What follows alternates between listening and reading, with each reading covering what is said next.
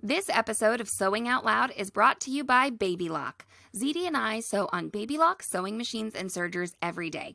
Baby Lock is the perfect long-term sewing companion. Their machines are reliably built, and the company is on the cutting edge of sewing technology. Just wait until later in the episode when we tell you about how you can use the camera on your phone to achieve perfect embroidery placement. Welcome to Sewing Out Loud, the official podcast of ZD Sewing Studio. Here are your hosts, ZD and Mallory. Sewing Out Loud. Hello, and welcome to the podcast. I'm Mallory Donahue. And I'm ZD Donahue. And today we're going to talk about mending or darning or fixing. A lot of people don't like mending or alterations or fixing. You mean they don't like to do it? They don't like to do it, yeah. Yeah, like me.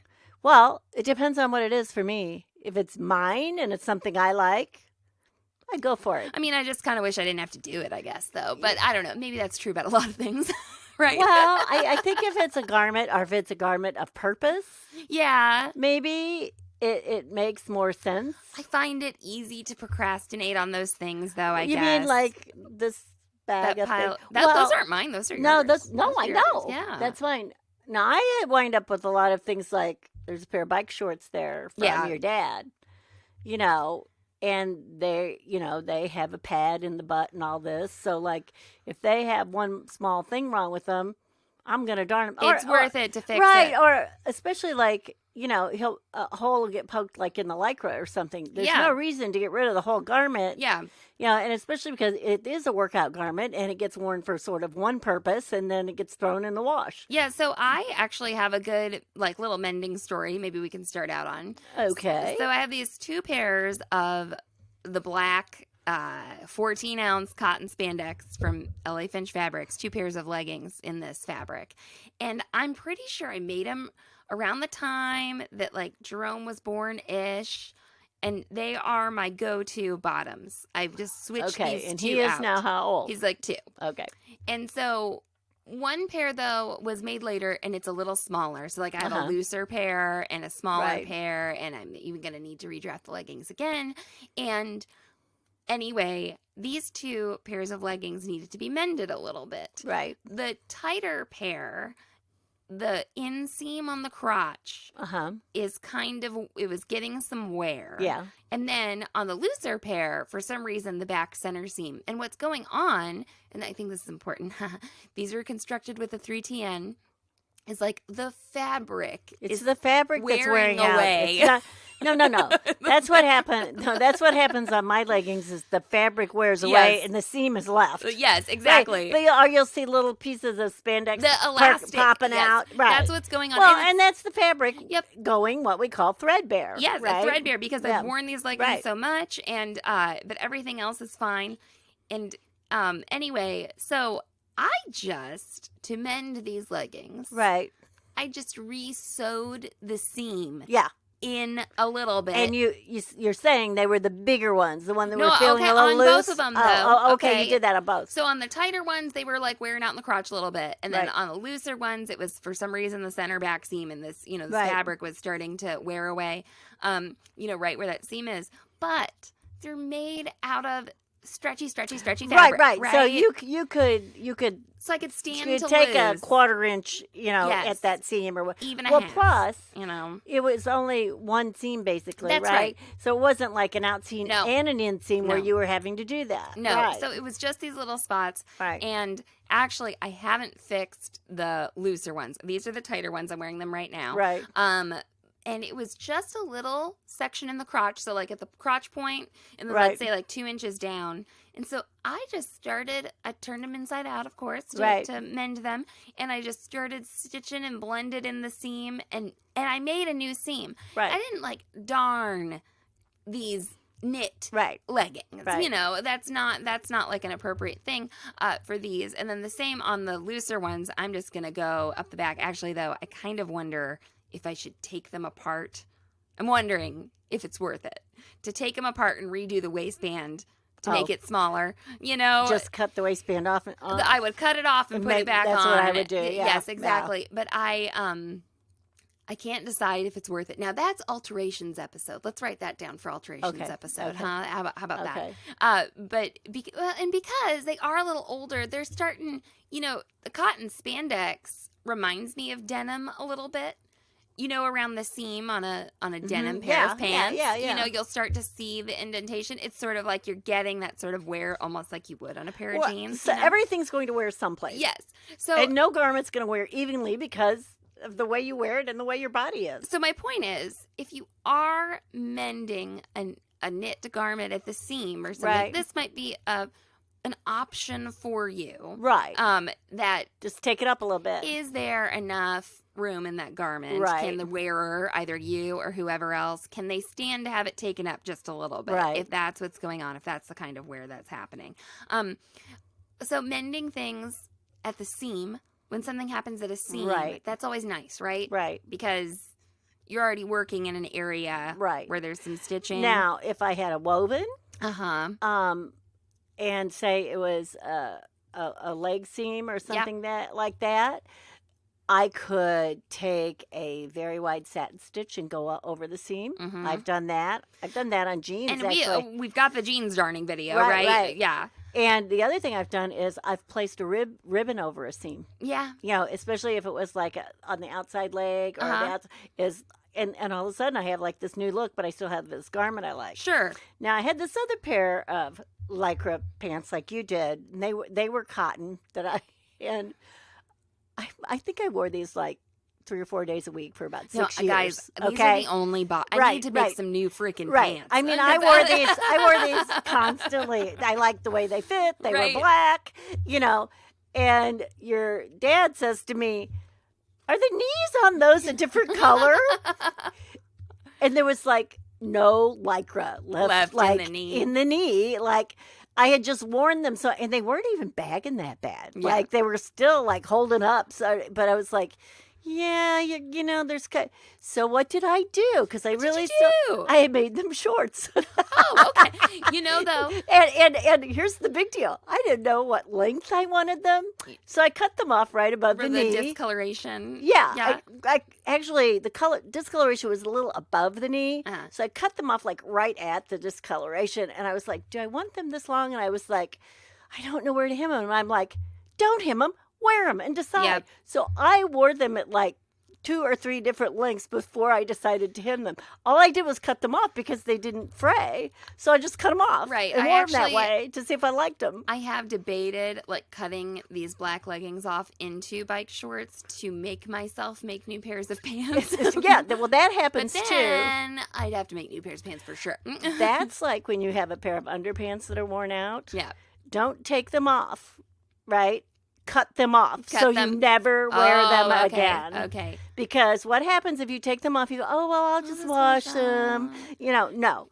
Cut them off, and they will never find their way. If they find their way back into your drawer, you can't wear them. That's so. right. They'll have But to go no, in the rag I drawer have done in the that where I'm trash or like, whatever. "Oh, maybe they Yeah. wouldn't be too bad to wear, like, when I'm just around the house." Yeah, they still ride up your butt. Right. Right. That doesn't change. So if you are mending something, I think a kind of a nice, maybe that was a good intro, because on a garment, you could be mending a fabric issue Right. or a thread issue or both, Right. of course. It can be a seam Mhm. or it can be a tear, Yeah. out in the field of the So- garment. If you need to redo a seam, that should be pretty self-explanatory, right? Yeah. Okay. And if it's just been a weakness of the thread, okay, then Yeah. you can reinforce. You can just sew that back up in And the if it was original something way. you made, obviously you've got some rotten threads. So Right, there you go. Who There knows? you go. Maybe, something maybe you made not. recently, Right, and right. the thread's coming out or whatever. Take a look at that. But if you do find that the fabric is sort of pulling away from Yes, if it's wearing out because the fit is wrong, yeah, then you need to address that. yes, then you might need Or to make a new garment. change something. Or give that garment to someone else or whatever. Make a decision. Maybe you made a garment for someone else. I do that. Or- on accident. Or if it's a woven garment, you can put a knit or lycra panel in there it. you go. That's been done. Now, what I'm envisioning right now is a good example is have you coat linings? I just see these all the time in the costume shops like Yeah. that I've been in. The coat linings are just falling apart. I you just know? take them out and make a whole new one usually. There you go. Okay. So Or I have done the thing where I've just cut the whole bottom off like halfway up or a Yeah. third of the, and put a new one in. okay. I've done that too. So depending on where it's yeah, because sometimes like what seems to happen with the coat lining is under the arms will wear out really bad, or it will become loose in a place or something, and then someone doesn't repair it, and then that just gets bigger Gets and bigger and bigger. right, and torn or whatever. Right. So if you do need to redo a whole seam in something that's lined like that, Right. okay, you're gonna have to open the garment up. Right. Okay, so this happened. Was it Kim who was doing a bridal gown? And that this would maybe be better for the alterations. I don't even when you said Kim, somebody Kim on. Shear. Oh, okay. Yeah. I'm Kim. like, I Kim can't- who? Yeah. No. Yeah. So yeah. anyway, you can open up the bottom and get into Right. there. So that's something that might happen on a coat lining, and you'd have to sew that back up again. So on a coat lining, Uh-huh. generally you will find a seam that has been top stitched Right. inside the arm. Uh-huh. Okay. There you go. On a wedding dress, it's usually the back seam, and it's sort of like, if it's a long wedding dress, I would say it's like midway to 2/3 up the back of the dress. You will see where it has been stitched, top stitched, okay? Where, it's what they've done with these garments, the way they've lined them, is they fooled you into thinking this is perfect, like inside, Right. and you don't think there's any top stitching anywhere. Yeah. But so look back there. Look in a coat or a blazer. It Well, will be inside the arm. Yeah, and maybe, I hate to we'll repeat that, in an alterations Right. episode, but even when you're mending something, sometimes you get to really look at the structure of the garment, Well, that's where I felt like I learned a Learned lot a of lot. things. Yeah. Yeah. Now, if you are going to redo your seam, I guess my biggest tip for mending, if there is a seam that has ripped or whatever, you do have to use a stitch that's appropriate. Okay. Oh, yeah. And so if you're on a woven, it's probably going to be some kind of straight stitch. Maybe you'll need to finish seam allowances again or something. And on a knit garment, even though your instinct is this ripped, I must reinforce it. Nope. You can't take away the stretch that No. needs to be there. Yeah. Otherwise, it's going to definitely Right. rip again, right? So beware of that, especially if you're someone who's unfamiliar with knits. And this would happen Right. all the time, I feel like, at the store. People get a sewing machine and they'd be like, oh, I'm going to fix my knit shirt. But they never worked on knits. Right. And so this was, just a pain point for them that we needed to, help them out with. So keep that in mind. Okay.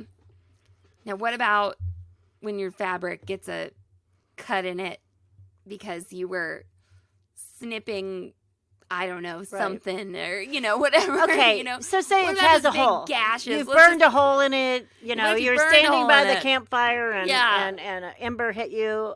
Whatever. It got pulled. It got caught in something and pulled. Oh, you know what? We should take a break and come back and tell them how to fix that, okay? Oh, all right. Cliffhanger.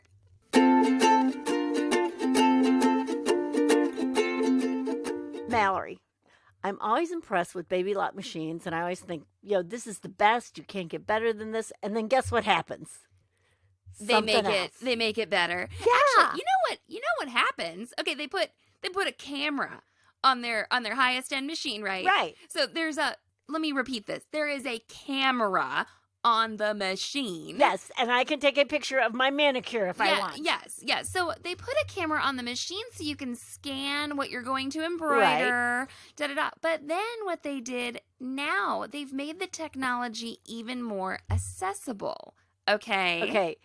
So, like, how can they impress me? Well, instead of having the machine with the camera on it, if you don't have that machine, the new Altair and Meridian machines let you use an app on your smartphone to transfer a picture of your project wirelessly to the machine so that you can have this perfect positioning on other machines as well. So not only, they've just made the technology even more accessible to everybody. I'm like living in a fantasy world. in the future. Yes, the future is now. The future has happened. I have a communicator on my wrist. That's right. That's right. Okay, so I don't know how much more I can be impressed. Yeah, I think that the launch of the new Baby Lock machines right now in 2019 might be more impressive than the Apple releases that are going on. So, if you want to see these machines in person, you can go to babylock.com and you can use their retailer locator to go see a machine at a dealer. And that's another thing, of course, we love about Baby Locks, right? Are their fabulous dealers, they're independent retailers. So yeah, and then I guess we've gotten to a place, maybe the closest we're gonna get to Baby Lock naming a machine after you. What? Yes. They named a machine ZD? Yeah, so not quite. They have the new Altair and Meridian that are, the machines that work with that perfect positioning app, but now they have a machine called the Ariel as well. So you mean like Ariel in the yes, sky, not like Ariel the mermaid. Aerial. That would be as close as maybe I'm gonna get. All right. So once again, go to babylock.com, check out that retailer locator, and check out the wonderful videos they have that show you what the heck we're talking about with this perfect positioning app on your smartphone. I continue to be impressed. Yes. Sewing out loud. And we're back. All right. Boy, what a cliffhanger! What a cliffhanger it is. Okay. I'll tell you, I thought I was going to have to take a Valium. Anyway. Okay, what do you do when there's just a big old thing in the middle of your garment? Well, you could reweave. Okay, but you're probably not going to. Yeah, okay. That's like an ancient well, skill. What if your garment's not woven? Well, that's true too. And it's an ancient skill. What if you don't have fibers around? That's right. You have to have the same fiber. It just yes. goes, right. So which used to be because there'd only be like one fiber around, right? Exactly. There was like, one fiber and it was dyed just 2 or 3 different colors and that was it. Right, exactly. Right. It was a wool fiber and you had a gray and a brown and a black and that was it or whatever. Okay. So you're going to have to patch. Yeah.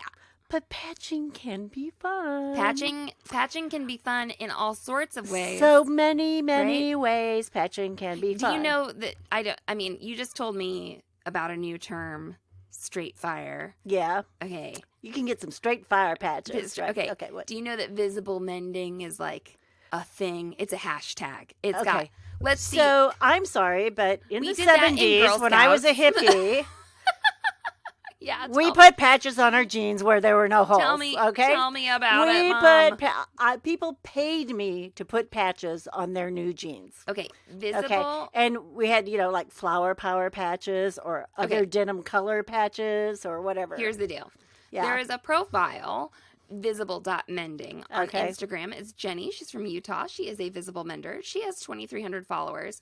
But the hashtag visible mending on Instagram has 41.4 thousand posts. And so when we say visible mending in 2019, people are doing a lot of this like sashiko looking I'm sorry, stitching. but I did that in the 70s. Mom, telling you. It's okay. It's okay. I know, but you act like you made it up. I did not act like that. Or that other person did. No, I think you're internalizing some things, okay?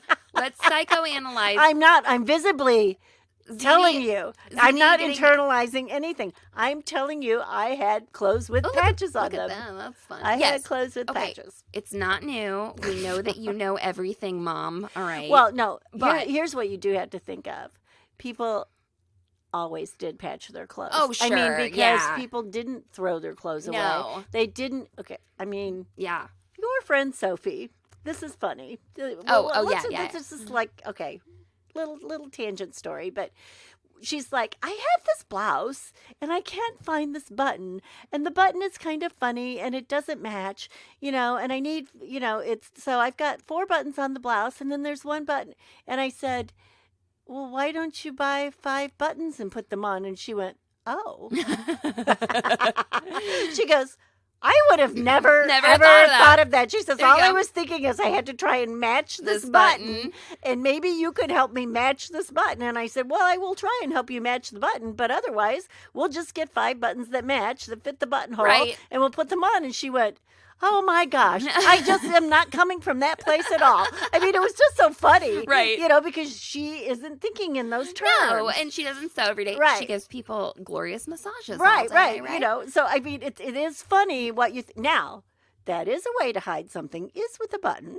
Yeah, okay. Okay. So you can try and hide things with a super visible thing. So Right. the type of visible mending that I feel like is trending on Instagram, like I said, they put some kind of contrasting fabric, they'll put it underneath Okay, or on over, top. Mhm. and then they do some Sashiko stitching Right. and it extends, and there's some, beautiful Right. things. They do. There's a lot of handwork. Okay, that's what Sashiko, that's where it came from. Right. Okay, and I know that I'm not pronouncing it. Sashiko. Yes, something. It's something like that. And then Someone out there knows a better pronunciation I've than tried us. to say Yeah. it correctly, and then people were like, "No," and I was like, "Okay." Well, no matter how I say it, someone corrects Oh, me. sure. So I'm not sure how to say yes. it. So Right. anyway, it's this ancient Japanese art of stitching. It's a hand sort of quilting, stitching. Yeah. Yeah, and They used to use it for work clothes. Yes, To and make fishermen's jackets. What they did was they put I layers believe. of clothing Mhm. together. And this It- wasn't. and it became decorative Okay. because people took pride in their So work. what I'm trying to say before Right. you interrupt me again is that it wasn't a one-time occurrence. It wasn't like we Sashikoed this jacket and we're done. Right. More layers would be added. Right. And yes, of course, it became a decorative art because that's what people did. You just right, did in the because you olden didn't have the days. internet. Right. You couldn't be And on social media, so you had time on your hands. That's right. And then I do want to say that if you watch any Kurosawa Japanese films, Derek is a big film buff, and so I've watched a few, and I can't even remember their names. And they have sashiko. Oh in it? yeah, you can Yeah, see you on the can see the garments. I'm like, garments. oh my gosh, I know about that technique, and so it was just really neat to Right. see. He is, I believe, one of the original directors to do films about like samurai and people like that. So anyway, it was really cool. And sorry if you know a lot more about movies than I do. But yeah, so that's the visible thing. So there's Rhinestones. all What kinds of else? things, and like anything that you apply. Mhm. So it can any kind of crewel work, right? Yeah. Hand crewel work. Now, one of my big what should we call this? It was one of my just champion things that I did for somebody one time, Uh-huh. and she came in and she had this little sweater, and it was sort of a bolero type sweater. It was a very, very nice sweater. And she had gotten a hole in it, and I don't remember why. Yeah. Okay. And it was up sort of like right here on the chest, Mhm. like over, below one shoulder. And she said, I love this. I love the way this fits. I wear this every time we go to the opera. It's like my little opera sweater, blah, blah, blah, blah, blah. She used it to cover her shoulders. Right. And she loved the sweater, right? And it was fairly new. Okay. And I said, if you'll trust me, I think I can do something that you will be happy with. Uh-huh. It was just black, Yeah. plain black. And she said, I don't want anything like, Right. real obvious. I want it to stay black. I want it to stay neutral. I took a piece of black cotton organdy Uh-huh. and I embroidered a little black flower on it. Uh-huh. Okay. And then I put it over this hole. And then, this was with the embroidery machine. Uh-huh. Okay. Then with the embroidery machine, I did a satin stitch oval. Uh-huh. Okay. Around this cotton organdy that was placed up on top, around the flower, bigger than the little hole that was in it, right? And then I took it and I cut away the fabric behind it. Okay. So it looked like a sheer black little window with a little sort of So flower it looked very in it. purposeful. Yes, the woman went out of her mind. Yeah. It really was, because I can't remember exactly what the hole was or how it was irreparable, Mhm. you know what I mean? And I just said, if you'll trust me. Right. And it happened to be in a good place where it kind of looked like I could make Yeah. it belong. Well, And I mean, let me tell you how many holes I fixed like that after that. Because the whole idea of like seeing through it, people are thinking they want to cover it up. yeah. So you made it sheer. So Yeah. I made it sheer. The organdy was Right. see-through. Because Yeah. there was no way to match this fabric. Yeah. There's Right. absolutely no. It was some sort of little knit. I can't remember Uh-huh. exactly. This has been like 25 years ago, and I'm trying to recall the Mhm. story. But all I can remember, I do remember the exact flower I put on it. Oh, yeah. I really can. Well, I can remember who made the design and everything. So this just goes to show you, Right. there's no one way to mend right, something. right. And okay, what if that... And I maintained the integrity of the shape. You know, I didn't what if that change lady it. had gotten a hole in her favorite opera sweater that was like under her arm? Right. Might not have been such a big deal to just hand sew it up. I might have hand sewed it up. Right. I might have had to put some sort of lycra gusset under both arms to make it look the same or whatever. Of course, you know, darning a knit garment is sort of where we get where the original, maybe, I don't know if it's the original, but one of the more original senses of darning, and you really do re-knit, and you can can sometimes do that if you've got the same, you know, something similar, but there are holes in garments, and then there are slashes in garments. That's right. Mm-hmm. And I just want to talk about that a little bit, because with a slash, sometimes you can do that and make it look really inconspicuous. Yes. But I think what you should definitely consider with a slash is some kind of stabilizer, interfacing fabric, whatever needs to go behind there. And then I do like it when they're fusible. Well, if you can fuse. You can't always fuse. And a lot of times with that, whatever is under there, I want to, you know, maybe I'm going to put a batch over it. It depends on what you... Right. I will take the machine and do a tiny zigzag across there to catch both sides. So now I've got this good palette to work on. Right. Right. Yeah, so Derek got like it was like a V cut in one of his woven shirts in just the most weird random place. Right. And so I would put a piece of like cotton organdy behind that and just zigzag right over the slash. It was like a V. And this was a plaid shirt. Yes. It's like orange and white and very small plaid. Okay, like almost a little check, you know. And it was also textured, sort of seersuckery. Okay, that little zigzag stitch, no one noticed it ever. Right. You know, so it's okay. So it depends on, like, so he didn't want a flower on his shirt, and I think it was somewhere weird near the hem. Right. So it wouldn't have looked good to, but you know, do something like that. But for it not to get worse, to maintain the garment, especially, you know. It was perfect. It always happens on when you've only worn the garment the second or third time, it seems like, and too. sometimes knits, I think, like a spongy knit or a sweater knit will be a really forgiving thing sometimes to darn. You can, right, because you're like, I can't see it now. A lot of times you'll notice that, like, some knits, especially if it's a sweater knit, you know, and it's ready to wear, they give you a couple threads. Oh, do they? They'll give you a little plastic bag full of it, like, you know, one of the buttons that's on the garment and a couple threads or something, right? Yeah, so you can make it visible. But I like, for both of these techniques, if you're going to apply some kind of fabric, right, like with your beautiful, you know, organdy applique or with your whatever, it's like, get your big piece of fabric and apply it how you want to stabilize the tear, the hole, the whatever, and then proceed to cut away what you might cut away from the garment, or what you might cut away from your organdy or your fabric or your stabilizer. Don't try and cut out a piece of fabric that you want to be like your finished little oval. Leave it bigger. Leave it bigger. Leave it bigger. This was in our discussion about seam allowances. Right. So, like, when we darn jeans in that video, and this isn't quite the most subtle, like, you know, way of darning, but when we darn jeans, we put a big piece of muslin or organdy behind that. We stitch. Right. And then we trim it away. Just like you trimmed away things after you were done stitching. Right. So, don't try to be precise like that. Make sure you got what you want first, which to me, I think I remember sort of making a few mistakes in that vein. Yeah. That might not have even been mending, you know, but something else, just sort of like how you don't cut out the scallop on a hem. Right. You know, you sew it big and then trim it away. And then trim it down. Okay. Yes. I think the other thing about patching, especially if it's in a bizarre spot, okay, is something... I had a dress one time that I got tar on. Ew. It was a linen dress. And there was I tried everything to get this tar out. So I just put the whole thing in tar. No. Right. So I took the tar and I painted tar flowers all over the dress. So it was like on my thigh area, okay? And so had an embroidery machine. Did you? Did. And I just cascaded from one shoulder down over the thigh and to the hem. I cascaded grapevines.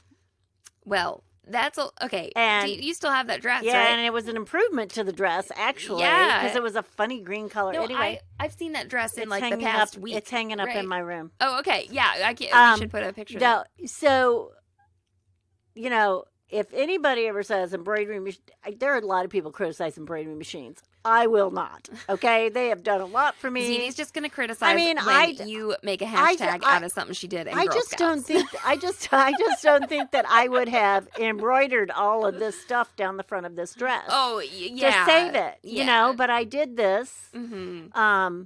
No one ever thought I covered this. Well, the tar can't, I had the tar off. It was a big smear by the time I got, but I couldn't, there's no getting rid of it. Right. And so what I want to tell you, and I've done this with other people where they came in, oh, this is my mother's favorite nightgown. Well, then mommy's getting a daisy here and a daisy there and a daisy here and a daisy. So all of a sudden, the daisies became a focal point. So where the garment had been injured, right, actually became the focal point. Okay, parts. and so if you're gonna, and I did this with the embroidery machine. Not to say you couldn't do that with patches or something else, or your. No, it's great. And you can buy appliques, and you can make appliques, and there's all kinds of things that you can put on a garment. So I once made a mistake on a handkerchief.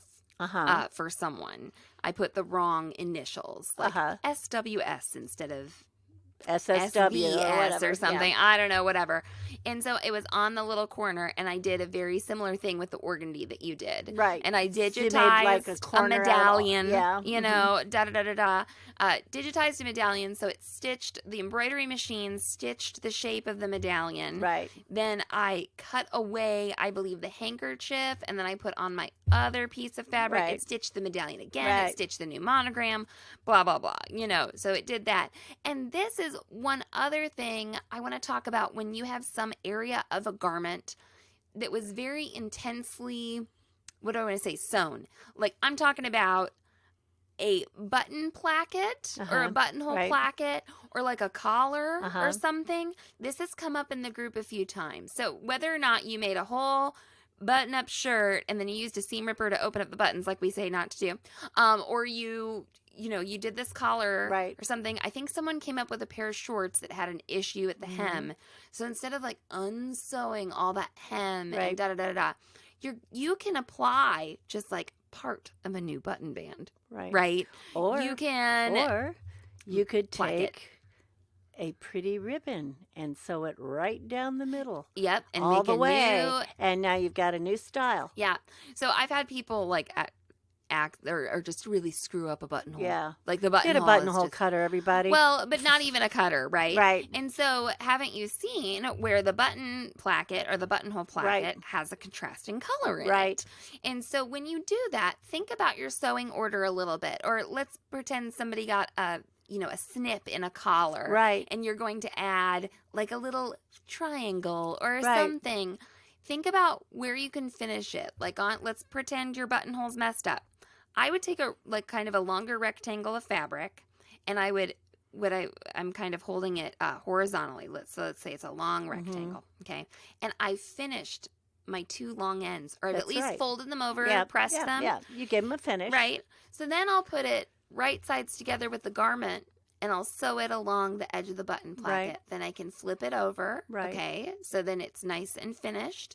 And it looks like that's part of that seam. It looks like it was part of the original garment. And then I can top stitch those folded over edges, and that can look like top around stitching on edge. A seam. Right. Yeah, okay. So just think about that when you're doing things like that, you can partially finish your quote. I mean, that's a patch, I guess. I like right. And again, you're applying something or appliquing something. You could actually cut away, like if you patch and applique to me are the same thing. Kind of the same thing, right? Yeah. So if you are going to replace that part of the button placket, you could cut away the part that got all messed up too, or you could leave some of it there or whatever. But I think about what you can fold over and I think first. Decorative ribbons, contrasting fabric, trims. Trims. Well, and I've had this happen where people came in. This is my favorite pair of pants, and my dog ate this hem. So it was a pair of jeans or khakis or something like that. Well, you can't match the fabric. Right. Or if you match the fabric, it looks like you match the fabric. Yeah. Right? So what I did is I made them like a different color cuff. Yeah. And put so on both. Right. Right. Or we cut it down and we put lace. Mm-hmm. We took it. So, it was like probably only a half inch, but how am I going to repair this?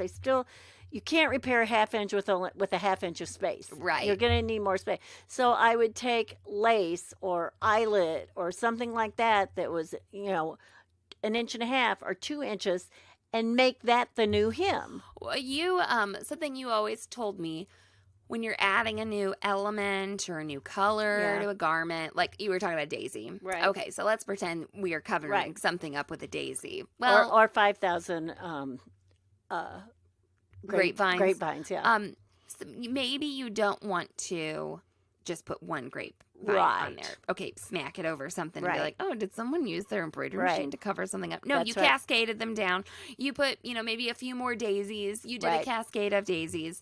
Maybe you put a ribbon down the front, and then you put a ribbon on the cuffs. There you go. And it's nice to have an odd number like that 3. Yes. If you just add 2 elements, it doesn't always work, but 3 elements seems to work better. And, there are, of course, places. There are exceptions because I put you might not a striped pocket on a solid T-shirt to cover something. There you go. Right. There you go. Yeah, and there's another patch for you. Make a pocket. Right. And so you would repair whatever happened so it wouldn't rip anymore. Whatever. And then you put a pocket over it. Or bleach and stains. again, that's a patch. Yeah. That's a patch or an applique, basically. It's a patch pocket. Right. Absolutely. Yeah. Okay. Well, there are just so many ways that you can mend. And I don't think there's a wrong way. Right. So you can go over and you can ask in the group and we'll try and help you out. And people have great ideas. And some of them, you might be like, oh, I don't like that for me. But, that would be good in the future. Or, don't get upset about the garment right away. If you can't think of something like right away, hang it up, look around, look in your hashtag what? Visible mending. Hashtag visible mending. And see if there's any ideas there you like or something that translates to what you might like. Right. Again, with the embroidery machine, you can make your own patches. Your things like, and not that in the 70s, let's talk about how I put patches on people's jeans.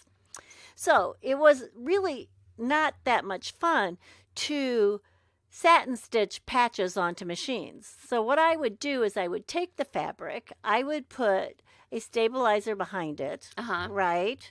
And I would satin stitch a pocket or a satin stitch, say a rectangle, shape, or a triangle or a shape or a heart or whatever. Hearts got real big and the lips for a while were big. But anyway, then I would cut it out of the fabric, and then I would go back and I would go over the edge again. Okay, just burnishing that edge with my fabric. And mind you, I was not using embroidery thread. Right. I was using construction thread at this point in time. Right. Didn't know any better. Didn't even know it existed. The only thing existed then was like silk threads. Well, right. Then I would have that patch separately. Right. Now, I don't have an embroidery machine, right? I just got a zigzag machine. And I could take that, then put it on the jeans and just top stitch it onto the jeans. Right. I'd repair. If there was a hole, I'd repair. A lot of times there wasn't a hole. They just wanted patches. Okay. And then let's I don't know if we've brought this up before, right. but just sewing on patches, little tangent here. Yeah. Like I'm talking Girl Scouts or military patches or police patches or whatever. So you get that patch and it's got that satin stitched edge. Yes. So what I would do almost all of the time is choose an embroidery thread that matched, right, and do kind of a long zigzag that was as wide as the satin stitching was on the patch, and do that. Okay, that's how you do. And you just go around. That's how you do that. Okay, you can use clear thread, but remember, Mallory isn't a fan of clear thread, but ZD likes it. Okay. Well, a lot of machines don't do well with clear thread either. I don't know why I don't like it very well. I used it if I had 42 patches to do sure, that were all different colors, because a lot of those patches from uniforms The Yeah, edges you'd have aren't the- all the same. you have It's the not navy like blue they're one all and the black gold or all one. green. Yes. Yeah, no, they're every other, however they're designed, they're different colors. I think I've told this story before, but do you remember when I did like those 40 jackets for it was a certain police department. It was not Yeah. it was terrible. It was the most terrible. I Yeah. hated it so much. And I poked myself with a lot of pins Yes. because That's of the nature other of the thing. project. That's the other thing about patches. I think you're better off with your spray-on adhesive Your Wonder and tape. or tape. Mhm. Wonder tape or Cellophane tape. cellophane tape, or even your painter's tape. If you tape it on, you'll save your hands. Yeah, so you because tape it you've got your on. hands in there and you're just jabbing them with those pins. So you tape it on, and Yeah. yes, and what I wanted to say was I jabbed myself with a pin right before we started recording, and I get so angry. She doesn't like I it. get very It mad. really upsets It doesn't her. just hurt. I'm just It like, upsets her so- a whole lot. I am ticked off. Right. I'm almost as mad as people putting things on Pinterest that I did when I was in Girl Scouts. I am almost that mad. Anyway, so it's such a good joke. So Well, it's a good joke if Good it's not joke. about you. it's a good yeah. joke. I'm uh-huh. so funny. Anyway, tape. Okay, cellophane tape. Never underestimate the necessity for you to have several tapes in your sewing We studio. have a tape drawer, right? We have a tape drawer. I see some bright green duct tape in there. I see some painter's tape. I see that clear tape that they don't make anymore. I see that Double-sided tape. scotch, like just cellophane tape, Right. scotch tape in there. I don't know why we're avoiding using the word scotch, but because that's like a That's what everybody calls it colloquialism. now, right? So anyway, when you're doing that, you can actually sew over like the cellophane Like a tape. cellophane tape, you can sew over and just rip it right And up. rip it right off, It rips or- up like a postage stamp would rip off. Yeah, if you are going to use painter's tape, I wouldn't sew through the painter's tape. Right. It It's a little doesn't- bit harder to get off. It doesn't Right. perforate as well. But you just can pull it away and then, continue to sew. And then I reuse it on your 42 and that we have jacket. used that in embroidery a lot too, Uh-huh. on placement. So Uh-huh. I know where I want the bottom line of this, stitching to go Yeah. or whatever, and I make that bottom line the top edge of my cellophane tape, and then I, hoop or do whatever I need, and I know exactly where I want it. Even with all the cameras and everything we have nowadays, in the really, high-end machines, sometimes you still want a line to know where you're going to stitch. You Well, want some sort of reference point. When you're doing something, back to our topic at hand with the mending, Right. when you are doing something that's very square, sometimes it's just nice to just use the kind of traditional feature of the embroidery Right. machine that shows you the edges of the design. Right. Where the camera can come so in handy is if you are trying to cover up something weird Yeah. on your garment, right? Or you've had to take out someone else's embroidery because they spelled Yeah. the name wrong, or Mhm. maybe Or maybe you- it was did you your spell the name embroidery, wrong? right? and now you have to put an E where there was an A, or Yeah. an EY instead of that AY you put in. So now you can match that up so well. And we used to do that all by Well, eyeball and right. marking it out, and it was hard. No, and it took a lot more Yeah. skill. I mean, you can still try and do it, but with your grapevines, And luck. yeah, you had to make those cascade manually. I did. Yes, I had to place them basically manually. I had to, I mean, you know, blind, right? almost. This. I believe. Did you use a template? Did you print something No, I out? didn't. But I do believe that design was only like a 5x6, and I've got it going it's over my shoulder I mean, you're and down short, to but my it's hem. Still a lot of No. It's like 5 feet of Yeah, it's a embroidery. lot of or embroidery. more, 5 or 6 feet of embroidery. Okay, well, I think this was a good episode about mending. I don't think we didn't talk about the type of thread to use Well, or and, the type of needle, and but sometimes that is, again, I would Yeah. think about bulk and what Mhm. sort of effect I wanted. there you go. Yeah, And I wouldn't use now in darning, a cotton thread is nice. It will lay flat. yeah. It will not be shiny. But But a lot of use that times I use Metrazine construction. It to depends darn. on what you've got. yeah, it does. It just depends. So think about what you're using it for. Don't think anything that you might decide is wrong. Right. I mean, think about how you're using it, how it And- needs to serve you. Does it need to match? All Just- those things. I think this is something we bring up a lot. Do think about embroidery thread, even with your darning that's a little bit more, I don't know, utilitarian. Well, like that I shirt would that say, I've done I would say, for Derek. I would use polyester embroidery thread, Uh-huh. or I would probably use cotton embroidery thread. I don't know. Yeah, rayon. Rayon might just snap on you a little But, bit. Might not be quite as strong, but if it would be the only color I had that matched, I might use it. Right. That Floriani, I used that to do that little V cut on Derek's shirt. Right. Okay, it wasn't a seam. There's no stress. Right. Someone just cut the shirt. Right. Derek cut the shirt somehow, in art class. So someone just cut that. There was no stress. I got a good color match. Right. So that can... Especially the rayon. Now, the other thing about rayon is it will tend to fade a little bit. So if Yeah. it's something that you're going to be out in the sun or something, but, everything fades. Stuff fades. Stuff happens. Yes, exactly. Okay. Well, if you have any other mending stories or any other tips that you'd like to share, you can go comment on the episode on SewHere.com, and you can get to us on Instagram. We are SewHereCom, and you can email me, Mallory@SewHere.com. Take it away. So long and so happy. Thanks for listening to Sewing Out Loud. For even more expert sewing advice, visit SewHere.com.